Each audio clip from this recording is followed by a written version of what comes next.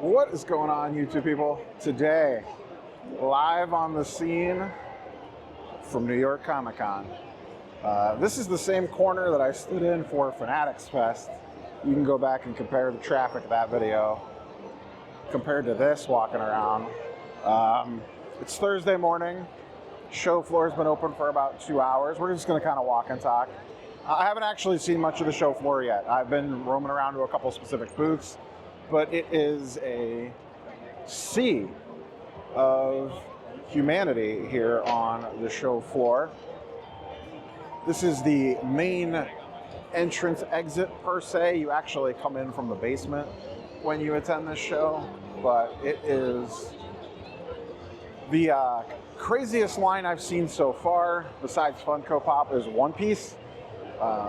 Bandai has a booth here, and it is absolutely insane. At least the line was the first thing this morning when I walked in. We came in to the show about a half an hour after it opened,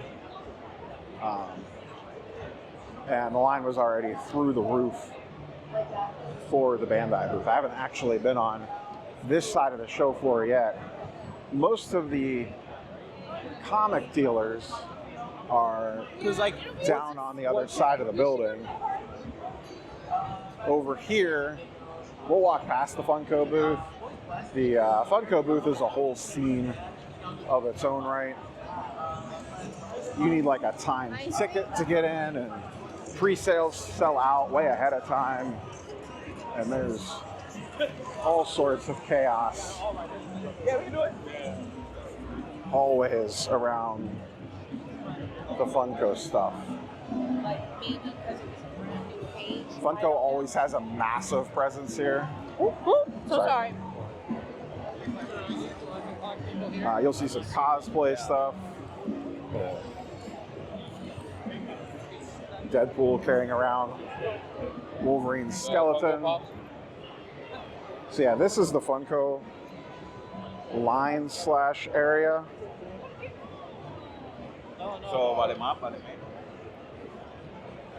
In all its craziness.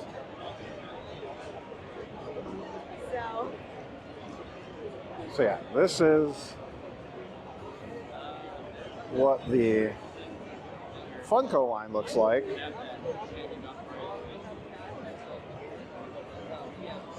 Which is a wild scene.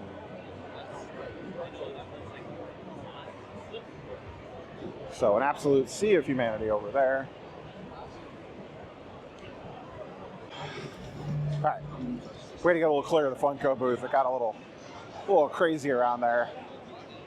So I'm on the far side of the show floor. This is just where a lot of the random dealers are set up. Not comic dealers, that's all on the other side. But a lot of like statues and toys and all that sort of stuff are here. This is just way more than just comic books. It's essentially one big FOMO fest, is basically what a Comic-Con is, at least this style of Comic-Con. This isn't like Heroes Con, where it's more of a comic book show. Don't get me wrong, there's definitely comic books here, but it is way, way more than that. You can see they use every square inch of the show floor, unlike Fanatics Fest did. I'm going to compare it a lot to Fanatics Fest New York, because a lot of you guys are here for the sports card side of the world. But this is a Thursday morning, and you can see how busy the show floor is already. Just roaming around here on a Thursday. Now they do cap it. The show is sold out, so there's no. They put the signs up, but then they don't. It's not like they run out of, or they with their overcapacity or anything like that. See, Topps has a booth here. I'm not sure what they got going on. Some screaming children.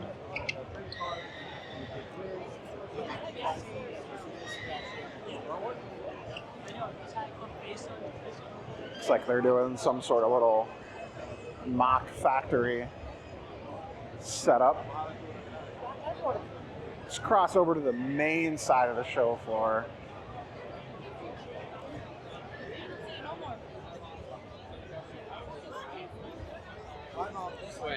So a lot more of the bigger corporate booths are over here. The Marvel booths over here, CGC, PSA, and then on the far wall, way on the opposite end of the building, is where a lot of the comic dealers are. The Marvel booth this year, they actually did not have a store, which is the first time that I can remember them not having a store. Where else can you see superheroes around every corner? Well, we have the Marvel booth here. They are doing a Marvel Magic panel tomorrow, which I plan on attending. And they're doing some stuff on the show floor as well. They do have here, which I got some photos of this earlier, the new Lego X-Mansion set. Yeah, that's good. Which looks really cool if you're into Legos. I will probably end up picking that up for sure once it releases. I believe November 1st is when that comes out. It's amazing. This is the first time I've noticed this. There's a lot of video game setups. Like Monsters of the Wild Hunt. You go wait in line to play the video game. I don't know if it's an early release or something at the Capcom booth, but there's a lot of people waiting in line to play this. That's for fun. I assume it's like early access demos. That they're having here on the show floor first that haven't released. I don't know why else you'd want to wait in line for it. But as you can tell, these bigger Comic Cons are much more than just comic books. There's a lot of anime, pop culture, Dragon Ball Z stuff, tons and tons of anime focused or franchises built around that. One thing you too will notice walking around this show, as opposed to a traditional card show, is the diversity of people. You have way more diversity at a show like this than you do at like the National or a card show. So we got a big big inflatable here for One Piece. The actual card game booth, I can walk over that direction. We'll see what it looks like. But it was absolutely crazy earlier. The Gundam booth, this is always super popular. Dragon Ball Z booth is always super popular. This is kind of like the main aisle down the center of the show floor.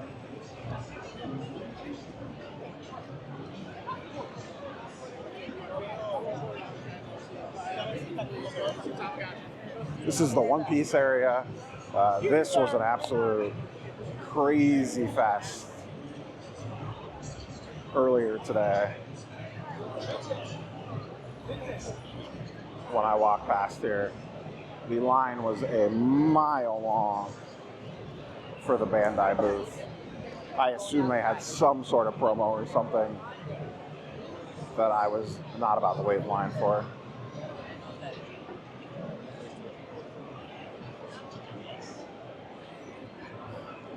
But there's a look at the One Piece booth. And the other thing too to keep in mind with this, there are at least two more full levels to this. The basement level has all the Artist Alley stuff, along with a lot of the bigger autograph signers are all downstairs. Do a video down there later. But you can just see how big this is compared to Fanatics Fest, even the National, to be quite honest, especially when you're factoring in the amount of people. The PSA booth is over there. I got a look at their holder earlier. And then they're right next to CGC.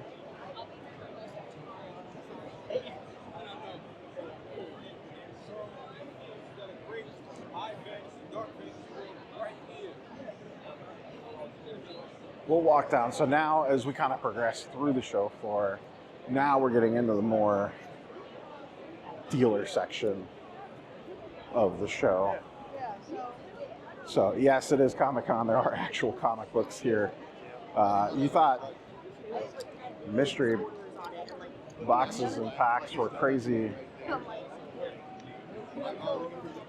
in sports cards, but you'll have this sort of stuff here where it's just a mountain of mystery boxes.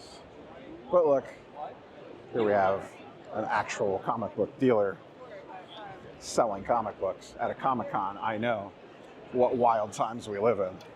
So now we've kind of crossed over into the more dealer section of things where you have a bunch of comic book dealers also mixed in with original art and toy dealers and little tchotchkes and stickers and Funko Pops and toys and just anything and everything you could think of. If it's semi-nerd related, it is here for sure. I've never been to San Diego, so I don't know how this compares. I'll be running into Swallow House at some point in time this weekend, so I'll be kind of curious to get his thoughts, as he's been to both, he's been to San Diego quite a few times, just to kind of see how this differs from San Diego. So I'm going to go around for a little bit more, and we'll kind of cut it off there, and we'll kind of update throughout the day. All right, we are heading down the escalator to Artist Alley, and you can see how crazy busy Artist Alley is. It is midday on Thursday. It's probably slightly after lunch. So for those not familiar with Comic-Cons, Artist Alley is where essentially each artist will have their own independent booth that they can set up to do signings, sell prints, sell original artwork, sketches, all sorts of crazy stuff. So always very, very busy, especially at the bigger cons like this, because you get some of the more premier artists at things like this. So this is the lower level of the convention floor. This was not used for Fanatics Fest. There are 3 or 4 rooms that basically look like this.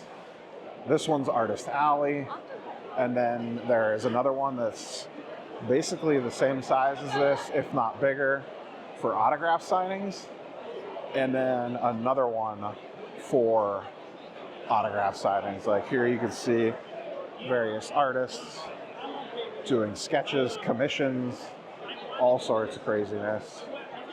And a lot of them selling their work. Some of them have been published, some of them haven't. But a lot of people attend Comic-Cons just for this. They come just to meet their favorite artist or creator or writer, maybe get some custom artwork done by them, some original artwork, Maybe just to meet them and talk to them for a little bit. But this is a huge part of Comic-Con. A lot of them will do remarks in addition to signings. And then you could also bring, depending on the artist, you could bring a CGC witness with you and have the signature witnessed to get it slabbed up. But you'll find all sorts of crazy stuff down here. This is almost like a whole second show inside a show. Like I said, some people will come and this is all that they do is roam around and do stuff in Artist Alley and don't even spend much time upstairs in the main part of the show. So, like I said, this is huge. There's probably 5 to 6 rows of this, of just various artists set up. So, you know, we're walking down just one row, multiply this by 5. And that just kind of tells you how many creators are actually at a show like this. And a lot of them too will do exclusive comics or covers or variants of things like this as well that you can only get from their booth. Basically just a bunch of FOMO stuff, but that's to be expected when you're at Comic-Con. So I'm gonna roam around down here for a while, see if I find anything cool, and then we will check back in a little bit. So this room is way down on the end there, is where they do a lot of the autograph signings and photo ops for people. So that's where you see all that sea of humanity down there. But the rest of this room you can see is quite big and quite empty. And that heads over towards Artist Alley over there. This section is to line up in the morning to get in. So the show floor opens at 10. And what they do is they have you come in from the lower level and basically use this as a holding pen and then release you, and then you head up the escalators to the main show floor. Listen, if you don't need to get in line for anything right off the get, and you don't have a crazy reason that you have to be in here right when the show floor opens, and there are some legitimate reasons for that, but if you don't care about that stuff, honestly, just wait 15 minutes or so, 20 minutes, and you could just walk right in the door around 10:15, 10:30. You still have to come in through the lower entrance, but you don't have to wait in any sort of line. And they do have security checks to get in. But that's my pro tip. Unless you're running to get in line for something, just wait about 20 minutes. And then you can usually walk right in the building. This is kind of the main concourse level. Up there is where the main entrance is into the show itself that I kind of started at, and where you went in for Fanatics Fest New York. This is kind of the main concourse. I just came up from the basement where Artist Alley and the staging area was, and then you can see the escalators going up. Way down on the end, there's another set of escalators. There's another floor above everything, a third floor, or a fifth floor rather. That's where a lot of the stages and panels are for the various breakout sessions and things like that. I'm planning on going to a panel tomorrow. I don't think I have anything on the schedule for today. And then outside here, one of the things that they do really well at this show, they have a huge, Javits Center in general has a pretty great selection of food options, but they'll have outside this door here, I won't walk out there because it's usually crazy out there. They have probably about a dozen plus food trucks, and you pretty much get anything that you can think of. And then over here is just kind of a general seating area. But you can see a huge difference in attendance numbers at a show like this. They get, I think roughly a quick Google search, it's about 200,000 people attend New York Comic Con, which is obviously massive compared to anything we get for card shows. I think this show doubles the national attendance, give or take. So, I mean, so we got the Ghostbusters crew here.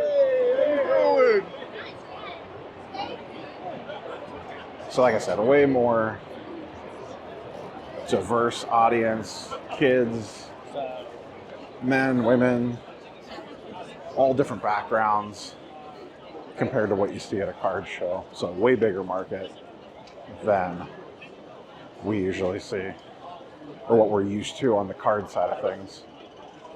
So, all right, we're gonna head back into the main show floor and see what's going on.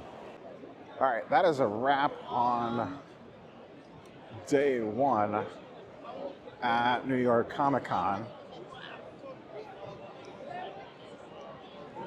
Did not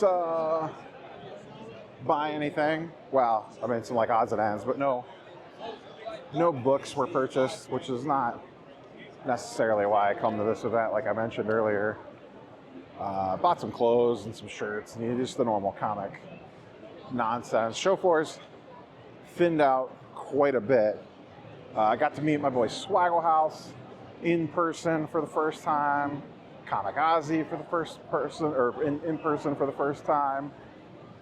Tomorrow is the Magic Marvel panel, which I plan on checking out, seeing what that collab's all about. Hopefully they have a little bit of a giveaway at that, and I might get my hands on some cards at that event. But yeah, as you can see, things are much more chilling here in the evening hours. It's almost 7 o'clock. The show closes in about 10 minutes, and people are starting to pack up, get out of here. We're about to go snag some dinner. So that is a wrap from day one at New York Comic Con.